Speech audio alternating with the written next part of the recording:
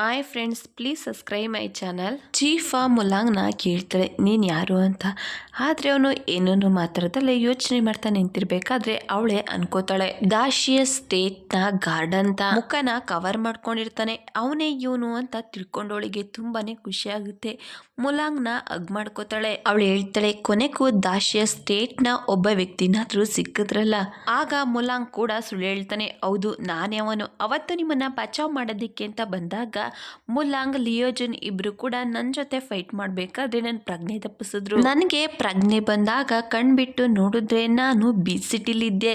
ಯಾಕೆ ಇವರು ಈ ರೀತಿ ಮಾಡಿದ್ರು ಅಂತ ನನಗೊಂದು ಕೂಡ ಅರ್ಥ ಆಗ್ತಿಲ್ಲ. ಆಗ ಚೀಫಾ ಸೀರಿಯಸ್ ಆಗಿ ಮಾತಾಡ್ತಾಳೆ, ಇವ್ರ ಮೇನ್ ಟಾರ್ಗೆಟ್ ನಾನು. ಕಿಂಗ್ ನನ್ನ ಬ್ಯೂಟಿಗೆ ಇಂಪ್ರೆಸ್ ಆಗಿ ನನ್ನನ್ನ ಮದ್ವೆ ಆಗ್ಬೇಕು ಅಂತ ಅನ್ಕೊಂಡಿದ್ದಾನೆ. ಅವಳ ಮಾತನ್ನ ಕೇಳಿ ಮುಲಾಂಗ್ ಮನಸ್ಸಿನಲ್ಲೇ ನಗ್ತಿರ್ತಾನೆ.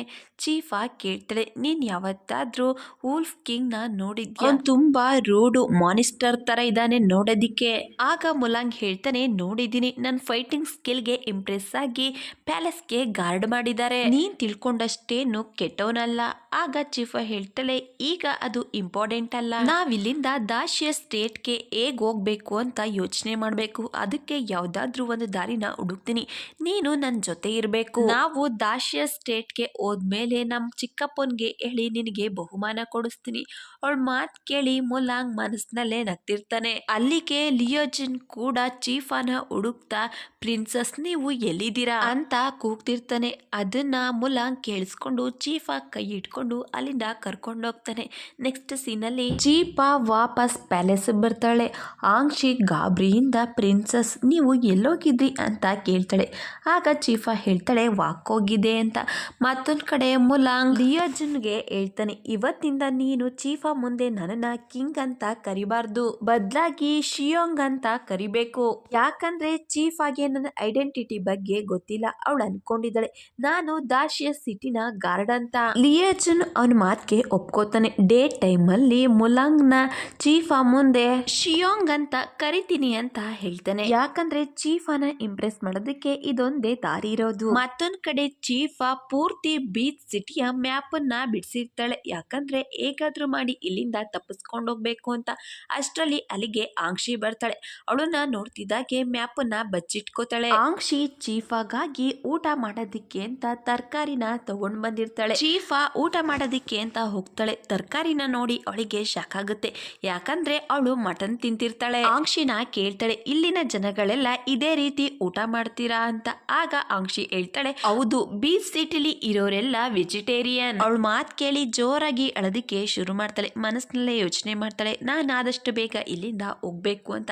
ಮತ್ತೊಂದ್ ಕಡೆ ಮುಲಾಂಗ್ ಶಾಯಿ ವರ್ಕ್ ಮಾಡ್ತಿರ್ತಾನೆ. ಅಲ್ಲಿಗೆ ಗಾಂಜಿ ಬೇರೆ ಸೇನಾಪತಿ ಜೊತೆ ಅಲ್ಲಿಗೆ ಬರ್ತಾಳೆ. ಆ ವ್ಯಕ್ತಿ ಅವಳನ್ನ ತಡಿದಿಕ್ಕೆ ತುಂಬಾನೇ ಟ್ರೈ ಮಾಡ್ತಾನೆ. ಆದ್ರೆ ಅವಳು ಅವನ ಮಾತನ್ನ ಕೇಳೋದಿಲ್ಲ. ಅವಳು ಮುಲಾಂಗ್ ಮುಖನ ನೋಡೋಷ್ಟ್ರಲ್ಲಿ ಅವನು ಅವನ ಮುಖನ ಕವರ್ ಮಾಡ್ಕೊಂಡಿರ್ತಾನೆ. ಗಾಂಜಿ ಕಂಪ್ಲೇಂಟ್ ಮಾಡೋದಿಕ್ಕೆ ಅಂತ ಬಂದಿರ್ತಾಳೆ. ಆ ಹುಡುಗಿಗೆ ನೀವು ಶಿಕ್ಷೆ ಕೊಡ್ಬೇಕು. ಬೆಳಿಗ್ಗೆ ಅವಳೆ ಖುದ್ದಾಗಿ ನಿಮ್ ಫ್ಯೂಚರ್ ವೈಫ್ ಅಂತ ಹೇಳಿದಾಳೆ. ಅಷ್ಟೇ ಅಲ್ಲ, ಬೀಚ್ ಸಿಟಿಲಿ ತುಂಬಾನೇ ಪ್ರಾಬ್ಲಮ್ ಮಾಡಿದಾಳೆ. ಆ ಕಡೆ ಈ ಕಡೆ ಎಲ್ಲ ಓಡಾಡಿದಾಳೆ. ನನ್ ಜೊತೆ ಸರಿಯಾಗಿ ಕೂಡ ನಡ್ಕೊಂಡಿಲ್ಲ. ಆಗ ಮುಲಾಂಗ್ ಕೇಳ್ತಾನೆ, ನಿನ್ಗೆ ಗೊತ್ತಾಯ್ತಲ್ವಾ ಆ ಹುಡ್ಗಿ ಬೀಚ್ ಸಿಟಿಯ ಫ್ಯೂಚರ್ ಕ್ವೀನ್ ಅಂತ. ಅಂದ್ಮೇಲೆ ನೀನ್ ಯಾಕೆ ಅವಳ ಹಿಂದೆ ಹೋದೆ? ಅವಳನ್ನ ಎಲ್ಲಾ ಕಡೆ ಯಾಕೆ ಓಡಾಡಿಸ್ದೆ? ಇದಕ್ಕೆ ನಿನಗೆ ಶಿಕ್ಷೆ ಆಗ್ಬೇಕು. ಗಾಂಜಿದೆ ಎಲ್ಲಾ ಕಡೆಯಿಂದ ಹೋದ್ರು ತಪ್ಪು ಅಂತ ಗೊತ್ತಾಗುತ್ತೆ. ಅವಳು ಸೈಲೆಂಟ್ ಆಗ್ತಾಳೆ. ಅವಳ ಜೊತೆ ಬಂದಿದ್ದ ಸೇನಾಪತಿ ಅವಳನ್ನ ಅಲ್ಲಿಂದ ಕರ್ಕೊಂಡು ಹೋಗ್ತಾನೆ. ಮುಲಾಂಗ್ಗೆ ಚೀಫಾ ಮೇಲೆ ಇಂಟ್ರೆಸ್ಟ್ ಇರೋದ್ರಿಂದ ಅವಳ ಪರವಾಗಿ ಮಾತಾಡ್ತಾನೆ. ಲಿಯೋಜಿನ್ ಮುಲಾಂಗ್ ನ ಟೀಸ್ ಮಾಡ್ತಾ ಹೇಳ್ತಾನೆ, ಪ್ರಿನ್ಸಸ್ ತುಂಬಾನೇ ಖತರ್ನಾಕ್ ಇದ್ದಾರೆ. ಬರ್ತಿದ್ದಾಗೆ ಇಷ್ಟೆಲ್ಲ ಪ್ರಾಬ್ಲಮ್ ಮಾಡಿದ್ದಾರೆ. ಮದ್ವೆ ಆದ್ಮೇಲೆ ನಿಮ್ ಪರಿಸ್ಥಿತಿ ಏನಾಗುತ್ತೋ? ಆಗ ಮುಲಾಂಗ್ ಹೇಳ್ತಾನೆ, ನಾನು ನನ್ ಮುಂದೆ ಇದ್ಯಾವುದು ಕೂಡ ನಡೆಯೋದಿಲ್ಲ.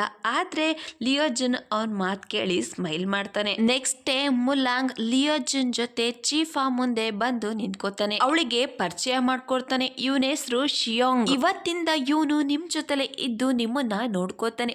ಅವನ್ ಮಾತ್ ಕೇಳಿ ಚೀಫಾಗೆ ತುಂಬಾನೇ ಖುಷಿ ಆಗುತ್ತೆ. ಅವಳು ಹೇಳ್ತಾಳೆ, ಹಾಗಿದ್ರೆ ನೀನು ಆಂಕ್ಷಿ ಜೊತೆ ಹೊರ್ಗಡೆ ಹೋಗಿ, ನಾನು ಇವ್ರ ಜೊತೆ ಪರ್ಸನಲ್ ಆಗಿ ಮಾತಾಡ್ಬೇಕು. ಲಿಯೋಜನ್ ಅಲ್ಲಿಂದ ಹೋಗ್ತಿದ್ದಾಗೆ ಮುಲಾಂಗ್ ಅವಳಿಗೆ ಬೀಚ್ ಸಿಟಿಯ ಟೋಕನ್ ಕೊಡ್ತಾನೆ. ಯಾಕಂದ್ರೆ ಅವಳು ಪೂರ್ತಿ ಸಿಟಿನ ಸುತ್ತಾಡಬಹುದು ಅಂತ. ವಾಂಜಿ ರೀತಿ ಬೇರೆ ಹುಡುಗಿರು ಯಾರು ಕೂಡ ಅವಳಿಗೆ ಪ್ರಾಬ್ಲಮ್ ಮಾಡಬಾರ್ದು ಅಂತ.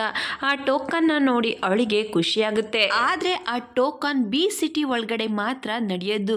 ಚೀಫ ತುಂಬಾನೇ ಎಕ್ಸೈಟ್ ಆಗಿ ಮುಲಾಂಗೆ ಅವಳು ಬಿಡಿಸಿದ ಮ್ಯಾಪನ್ನ ತೋರಿಸ್ತಾಳೆ. ನಾವು ಇಲ್ಲಿಂದ ಹೇಗ್ ತಪ್ಪಿಸ್ಕೊಳ್ಳೋದು, ಏನೇನ್ ಮಾಡ್ಬೇಕು ಅಂತ ಹೇಳ್ತಾಳೆ. ಆಗ ಮುಲಾಂಗ್ ಹೇಳ್ತಾನೆ, ನೀನು ಇಷ್ಟೆಲ್ಲ ಪ್ಲಾನನ್ನ ಯಾಕೆ ಮಾಡ್ತಿದ್ಯಾ? ಕಿಂಗ್ ಜೊತೆ ಫ್ರೆಂಡ್ಶಿಪ್ ಮಾಡ್ಕೊಂಡು ದಾಶಿಯ ಸ್ಟೇಟ್ಗೆ ಹೋಗೋದಿಕ್ಕೆ ದಾರಿನ ಕೇಳಬಹುದಲ್ವಾ? ಅವರಿಗೆ ನಿಜವಾದ ದಾರಿ ಯಾವುದು ಅಂತ ಗೊತ್ತಿರೋದು. ಆಗ ಚೀಫ ಹೇಳ್ತಾಳೆ, ನಾನು ಕೇಳೋದಿಲ್ಲ, ಯಾಕಂದ್ರೆ ಆ ಕಿಂಗ್ ನನ್ಗೆ ಸ್ವಲ್ಪ ಕೂಡ ಇಷ್ಟ ಇಲ್ಲ. ಅವನು ತುಂಬಾ ಕೆಟ್ಟವನು, ನನ್ನನ್ನ ಕಿಡ್ನಾಪ್ ಮಾಡ್ಕೊಂಡು ಇಲ್ಲಿಗೆ ಕರ್ಕೊಂಡ್ ಬಂದಿದ್ದಾನೆ. ಅವಳ ಮಾತನ್ನ ಕೇಳ್ತಿದ್ದಾಗೆ ಮುಲಾಂಗ್ ಸೈಲೆಂಟ್ ಆಗ್ತಾನೆ. ಅದೇ ಸಮಯಕ್ಕೆ ಚೀಫ ಹೊಟ್ಟೆಯಿಂದ ಸೌಂಡ್ ಬರುತ್ತೆ. ಮುಲಾಂಗ್ಗೆ ಅರ್ಥ ಆಗುತ್ತೆ ಇವಳಿಗೆ ಹೊಟ್ಟೆ ಹಸ್ವಾಗಿದೆ ಅಂತ. ಆಗ ಚೀಫ ಕೂಡ ಹೇಳ್ತಾಳೆ, ನನಗೆ ಮಟನ್ ತಿಂದಲೇ ಇರೋದಿಕ್ಕಾಗಲ್ಲ ಅಂತ. ಮುಲಾಂಗ್ ಯೋಚನೆ ಮಾಡೋದಿಕ್ಕೆ ಶುರು ಮಾಡ್ತಾನೆ. ಮತ್ತೊಂದು ಕಡೆ ಆಂಕ್ಷಿ ಲಿಯೋಜಿನ್ ಇಬ್ರು ಕೂಡ ಜೊತೆಲಿ ಒಳ್ಳೆ ಟೈಮನ್ನ ಸ್ಪೆಂಡ್ ಮಾಡ್ತಿರ್ತಾರೆ. ಆಂಕ್ಷಿ ಲಿಯೋಜಿನ್ನ ಇಷ್ಟಪಡ್ತಿದ್ರೆ ಲಿಯೋಜಿನ್ ಕೂಡ ಆಂಕ್ಷಿನ ಇಷ್ಟಪಡ್ತಿರ್ತಾನೆ. ಆದ್ರೆ ಕೆಲವೊಂದು ರೀಸನ್ ಇಂದ ಅವನ ಪ್ರೀತಿನ ತೋರಿಸ್ಕೊತಾ ಇರಲ್ಲ. ಮತ್ತೊಂದ್ ಕಡೆ ಚೀಫ ತುಂಬಾನೇ ಸುಸ್ತಾಗಿರ್ತಾಳೆ. ಬೀಚ್ ಸಿಟಿಗೆ ಬಂದಾಗ್ಲಿಂದ ಅವಳು ಏನನ್ನು ಕೂಡ ಊಟ ಮಾಡಿರೋದಿಲ್ಲ. ಆಂಕ್ಷಿಗೆ ಆರ್ಡರ್ ಮಾಡ್ತಾಳೆ, ಎಲ್ಲಿಂದಾದ್ರೂ ಸರಿ ನನಗೆ ನಾನ್ ವೆಜ್ ನ ತಗೊಂಡ್ ಬಾ, ಇಲ್ಲ ಅಂದ್ರೆ ನನ್ ಡೆತ್ ಆಗುತ್ತೆ, ಹೇಗಾದ್ರೂ ಮಾಡಿ ನನಗೆ ನಾನ್ ವೆಜ್ ನ ತಗೊಂಡ್ ಬಾ ಅಂತ ಕೇಳ್ತಾಳೆ. ಅದನ್ನ ಕೇಳಿ ಆಂಕ್ಷಿಗೆ ಗಾಬರಿ ಆಗುತ್ತೆ. ಬೇರೆ ದಾರಿ ಇಲ್ದಲೆ ನಾನ್ ವೆಜ್ ನ ಹುಡುಕೋದಿಕ್ಕೆ ಅಂತ ಹೋಗ್ತಿರ್ಬೇಕಾದ್ರೆ ಎದುರುಗಡೆ ಲಿಯೋಜಿನ್ ಸಿಗ್ತಾನೆ. ಅವನು ಹೇಳ್ತಾನೆ, ಈಗಾಗ್ಲೇ ನಾನು ಪ್ರಿನ್ಸಸ್ ಫೇವ್ರೇಟ್ ರೋಸ್ ಚಿಕನ್ ನ ತಗೊಂಡ್ ಬಂದಿದ್ದೀನಿ, ಇದನ್ನ ಸೀಕ್ರೆಟ್ ಆಗಿ ತಗೊಂಡ್ ಬರೋದಿಕ್ಕೆ ಕಿಂಗ್ ನನ್ಗೆ ಆರ್ಡರ್ ಮಾಡಿದ್ರು. ಮಾತ್ ಕೇಳಿ ಆಂಕ್ಷಿಗೆ ಸ್ವಲ್ಪ ರಿಲ್ಯಾಕ್ಸ್ ಅನ್ಸುತ್ತೆ. ಚೀಫ ವಿಷಯಕ್ಕೆ ಅವಳು ತುಂಬಾನೇ ಟೆನ್ಷನ್ ಮಾಡ್ಕೊಂಡಿರ್ತಾಳೆ. ಸಮಯ ಸಿಕ್ಕಿದ ತಕ್ಷಣ ಲಿಯೋಜನ್ಗೆ ಒಂದು ಗ್ಲೌಸ್ ಕೊಡೋದಿಕ್ ಹೋಗ್ತಾಳೆ.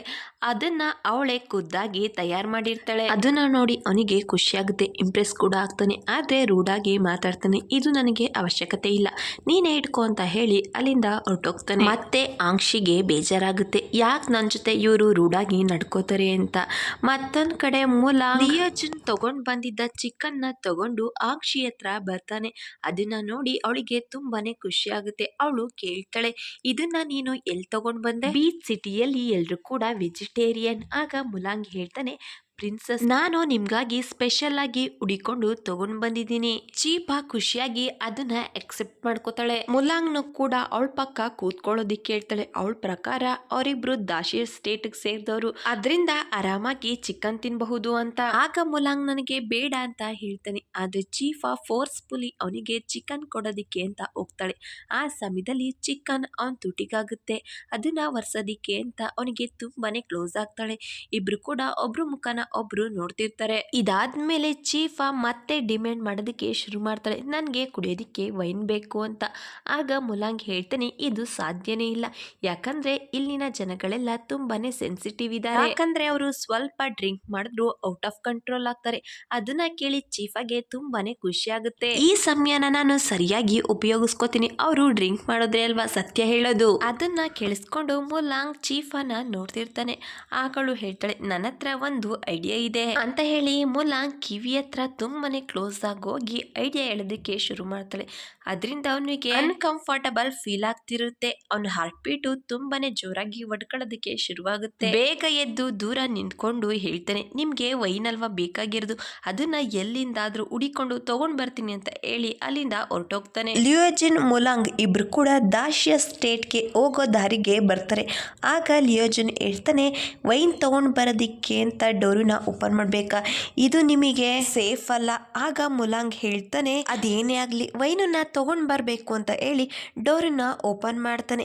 ನೆಕ್ಸ್ಟ್ ಸೀನಲ್ಲಿ ಫೈನಲಿ ವೈನ್ ತಗೊಂಡ್ ಬಂದು ಚೀಫ್ ಆಗಿ ಕೊಡ್ತಾರೆ. ಅವಳು ವೈನ್ ನ ರೆಡಿ ಮಾಡಿ ಆಂಕ್ಷಿಗೆ ಕುಡಿಯೋದಿಕ್ಕೆ ಕೊಡ್ತಾಳೆ, ಯಾಕಂದ್ರೆ ಅವರು ಔಟ್ ಆಫ್ ಕಂಟ್ರೋಲ್ ಆಗ್ತಾರ ಅಂತ ಟೆಸ್ಟ್ ಮಾಡೋದಿಕ್ಕೆ. ಮುಲಾಂಗು ಕೂಡ ಕುಡಿಯೋದಿಕ್ಕೆ ಕೊಡ್ತಾಳೆ, ನೀನು ದಾಶಿಯ ಸ್ಟೇಟ್ ಅವನು, ಈಸಿಯಾಗಿ ಇದನ್ನ ಕುಡಿಬಹುದು. ಆದ್ರೆ ಮುಲಾಂಗ್ ನನಗಿದ್ರನ್ನ ಸರಿಯಾಗಿ ಕುಡಿಯೋದಿಕ್ ಬರಲ್ಲ ಅಂತ ಹೇಳ್ತಾನೆ.